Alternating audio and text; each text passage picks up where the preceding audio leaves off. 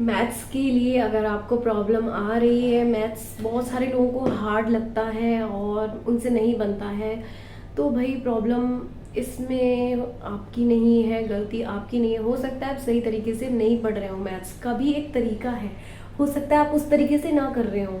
तो मैथ्स का सही तरीका क्या है, किस तरीके से मैथ्स को कवर करना चाहिए, सिलेबस किस तरह से कवर करना चाहिए। बहुत सारे स्टूडेंट्स की प्रॉब्लम होती है कि मैथ्स पढ़ते हैं लेकिन क्वेश्चन नहीं बनते हैं, टेस्ट में क्वेश्चन नहीं बनते हैं, एग्ज़ाम में क्वेश्चन नहीं बनते हैं, जब हम प्रैक्टिस करते हैं तो हम भूल जाते हैं। तो भाई इस वीडियो में आपको हर एक क्वेश्चन का आंसर मिलने वाला है, एंड तक आप मेरे साथ बने रहें, वीडियो को बीच में स्किप ना करें। मैं आशीष शर्मा, मेरे यूट्यूब चैनल में आपका बहुत बहुत स्वागत है। जो भी नए लोग जुड़े हैं चैनल को ज़रूर सब्सक्राइब कर लीजिए, क्योंकि इससे आपको स्टडी में आगे भी मदद मिलती रहेगी और आप अपनी तैयारी को बेहतर बनाने के लिए मेरी टॉपर वाली स्ट्रेटेजी को फॉलो कर सकते हैं, जो कि मैंने अभी तक भी अपने यूट्यूब चैनल पर शेयर की हुई है और आगे भी शेयर होती रहेगी। तो देखिए, अब हम बात करने वाले हैं इस वीडियो में कि अगर आप भले ही दिल्ली पुलिस की, यूपी पुलिस की, एमपी पुलिस की, एसएससी जीडी की, यूपीएसआई की किसी भी एग्ज़ाम की प्रिपरेशन कर रहे हैं। यूपीएसआई तो भी मैंने एग्ज़ाम दिया नहीं है, बाकी इसके अलावा जितने भी मैंने नाम लिए हैं वो सब एग्ज़ाम्स मैंने क्लियर किए हैं, एसएससी जीडी में भी वही टॉप किया है।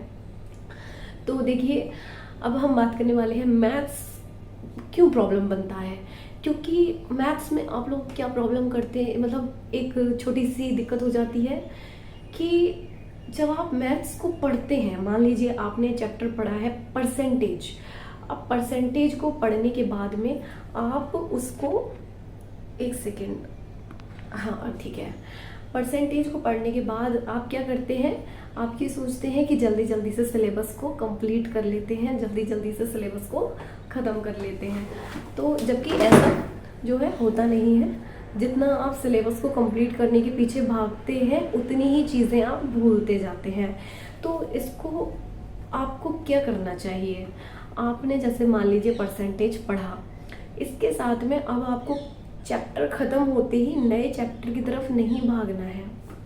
आपको जो एक आपने अभी तक क्वेश्चन किए हैं उसको सॉल्व करना है, एक बार फिर से बैठ के। अभी तक आपने क्लासेस देखी हैं, उस क्वेश्चंस को आपने क्लास में सॉल्व किया है, ऑनलाइन या ऑफलाइन, लेकिन खुद से आपने एक भी बार सॉल्व नहीं किया है। जैसे ही वो चैप्टर ख़त्म होता है, उन सारे क्वेश्चंस की, अगर आप ऑनलाइन पढ़ते हैं, उन सारी क्लासेस की पीडीएफ निकालिए, पीडीएफ निकाल कर उनको सॉल्व कीजिए।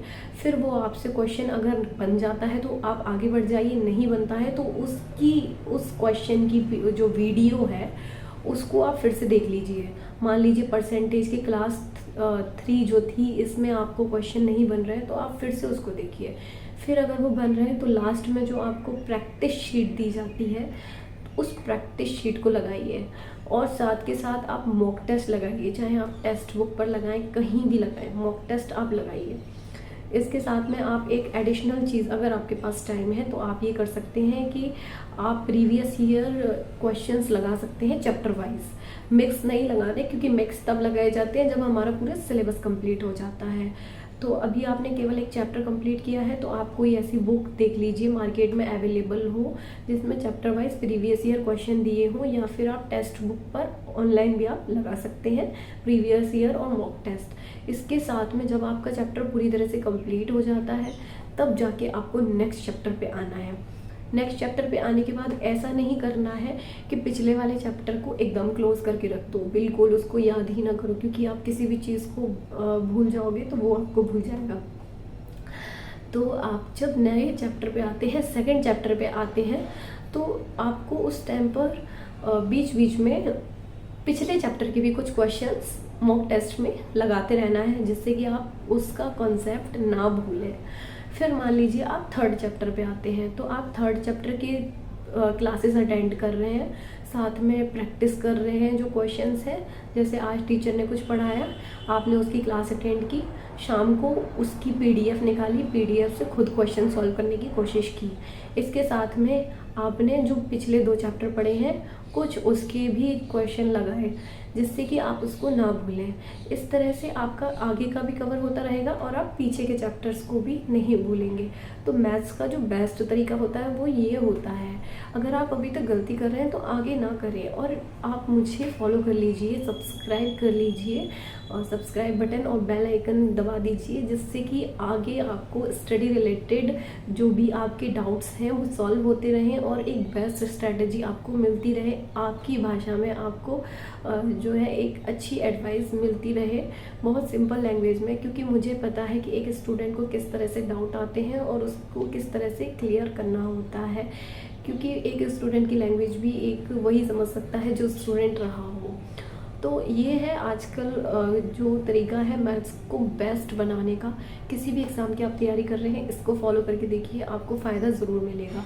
और मुझे सब्सक्राइब करना ना भूलें भाई, क्योंकि आगे आपको मेरे साथ जुड़े रहना है। और डिस्क्रिप्शन में लिंक दी है टेलीग्राम की, व्हाट्सएप की मेरे, और इंस्टाग्राम की, वहाँ पर भी आप मुझसे जुड़ सकते हैं और मुझे फॉलो कर सकते हैं। बहुत बहुत धन्यवाद आपका।